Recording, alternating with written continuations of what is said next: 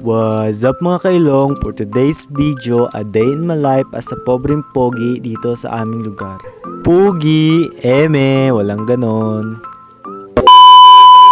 Hello mga kailong, dahil nga ngayon ay walang pasok, sasamahan niyo muna ako sa aking buhay ngayong araw. Buhay!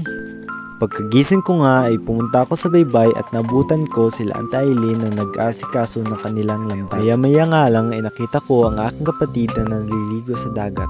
Dahil nga sa maganda at malalim ang tubig ngayon, ilang minuto nga lang ay umuwi na ako sa bahay dahil palalim na ang tubig. Pagdating ko nga sa bahay ay naabutan kong malalim na ang tubig. Buti na lang nga at hindi naabot ng tubig ang binibilad kong agar. Ilang minuto nga lang ay isinako ko na rin ang agar at sinimulan ko na rin itong bayuhin. Bayuhin! Inamat-amat ko na rin ito hanggang sa ito ay matapos. Nang ako ay magkapira na. Yehey! Ate ko nga pala ang nabibidyo sa akin. Pagkatapos nga ay naligo na rin ako. Yun lang, bye-bye!